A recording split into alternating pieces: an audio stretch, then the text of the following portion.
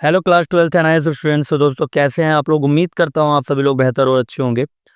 तो दोस्तों जैसा कि मैंने आप लोगों को खुशखबरी दे दी थी कि अब से इस चैनल पर 10th और 12th दोनों एनआईएस के जो भी सिलेबस रहेंगे, जो भी उनका सब्जेक्ट रहेगा, उन दोनों पर हम डिस्कस करेंगे। और इसीलिए मैं आप लोगों के सामने आज लेकर आया हूँ हिस्ट्री 302 का जो भी सिलेबस होने जा रहा है, ठीक है, उस पर हम डिस्कस करेंगे। देखिए टीएमए में जो भी आपका सिलेबस आ रहा है वो आपका इस साइड लिखा हुआ है, ठीक है। तो इसको काटते हुए चलना, इसको नहीं देखना हमें, ठीक है। ये आप टीएमए में देख लेना जो भी आपको है, आपका जो भी टीएमए जहाँ भी होना है। बट फिलहाल हम जो बात करने जा रहे हैं टर्म एंड के जो लास्ट में एग्जामिनेशन होना है, उसमें 60% सिलेबस आपका आना है। और वो ये सिलेबस है। नंबर ऑफ लेसन जो है वो 20 है।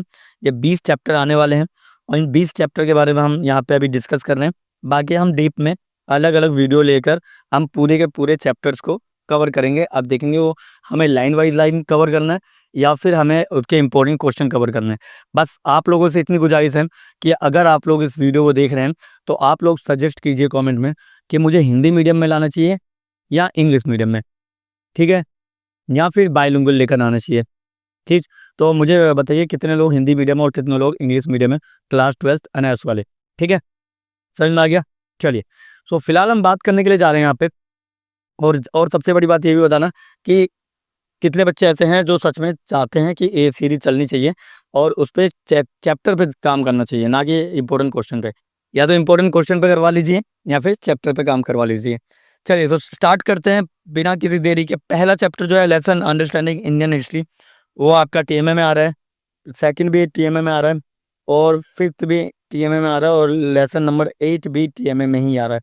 तो आ क्या रहा है, देखो हमारे जो एग्जाम में आ रहा है मेनली वो लेसन नंबर 6 है, पोस्ट मॉडर्न डेवलपमेंट, ठीक है। मैं इस समय इंग्लिश में लेकर आया हूँ, हिंदी में लेकर आऊँगा अगर आप लोगों के पास से मुझे ज़्यादा रिस्पॉन्स हिंदी में मिलेगा तो, ठीक है, समझ में आ गया। चलिए, लिखा है कि पोस्ट मॉडर्न डेवलपमेंट देखेंगे, यानी कि मॉडर्न पीरियड के बाद जो भी डेवलपमेंट देखने को मिलती है, लेसन नंबर 6 में देखेंगे। लेसन नंबर 7 में हम गुप्ता पीरियड को जानेंगे और गुप्ता पीरियड के बाद जो उनके उत्तराधिकारी आए, लेसन नंबर 7 में हम उनके बारे में जानेंगे। लेसन नंबर 3 आना है जो कि हड़प्पन सिविलाइजेशन हो गया। लेसन नंबर 4 हो गया द वैदिक एज, उसके बारे में हम लोग जानेंगे, ठीक है। तो द वैदिक एज जो है वो वैदिक पीरियड जो है वो 1500 से लेकर 6000 बीसी के बीच में। देखो यहाँ पे उल्टा कर दिया, लेसन नंबर 3 4 5 6 ऐसा होना चाहिए था। पहले 6 डाल दिया, फिर 7 डाल दिया, फिर 3 डाल दिया, फिर 4 डाल दिया, ठीक है। तो इससे घबराने नहीं है, बस लेसन नंबर 3 4 6 7 जो है वो आपके एग्जाम में आने, ठीक है।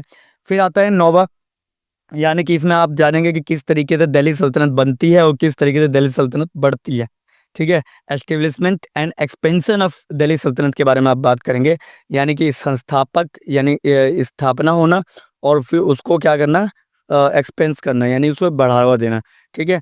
इस पे हम बात करेंगे। लेसन नंबर 9 जो कि एग्जाम में आ रहा है।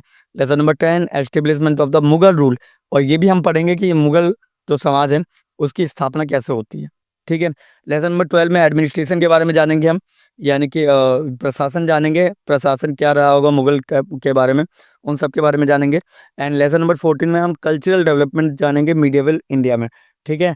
आप याद रखना मध्यकालीन भारत में किस तरीके से सांस्कृतिक परिवर्तन आया, उस पर बात करेंगे। सांस्कृतिक विकास क्या था उस पर बात करेंगे, ठीक है। लेसन नंबर 16 के अंदर हम 1857 की क्रांति के बारे में जानेंगे। उसके बाद सोशल चेंजेस देखेंगे लेसन नंबर 18 में, ठीक है, कि सामाजिक परिवर्तन क्या है। और 19वें चैप्टर में हम देखेंगे popular resistance to company rule, ठीक है। ये बहुत इंपॉर्टेंट चैप्टर बन जाता है, ठीक है। इसके अंदर हम ब्रिटिश रूल के बारे में जानने वाले हैं, ठीक है। फिर आता है लेसन नंबर 20 नेशनलिज्म यानी राष्ट्रवाद, और फिर हम लेसन नंबर 21 में national movement and Indian democracy पढ़ेंगे, ठीक है। किस तरह से भारतीय वो हुआ, आंदोलन हुआ, और साथ में भारतीय अर्थव्यवस्था और लोकतंत्र कैसे बना, उस पर भी हम डिस्कस करेंगे लेसन नंबर 21 में।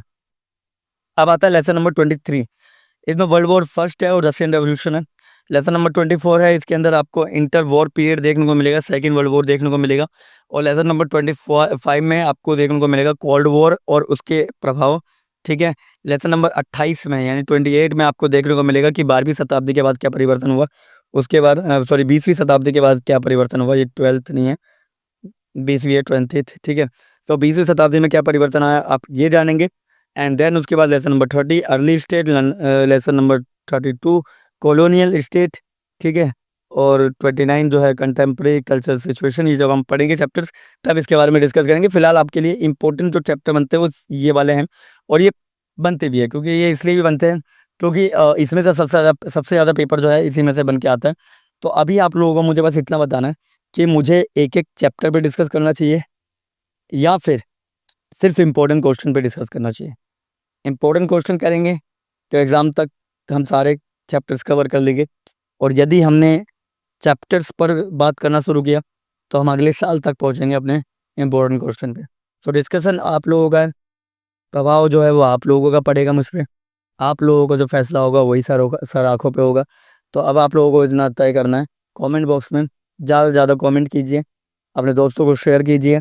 इस पे जितना ज़्यादा व्यूज़ आएगा मैं क्लास 12th की वीडियो उतनी जल्दी लेकर आऊँगा, और आपसे कोशिश करूँगा क्लास 12th और क्लास 10th की दोनों की वीडियो जल्दी से जल्दी इस चैनल पर डाली जाए, ठीक है। तो आज के लिए इतना ही, मिलता है किसी और वीडियो में, तब तक के लिए थैंक यू और धन्यवाद। कोई डाउट हो तो कमेंट बॉक्स में पूछ के जाइएगा।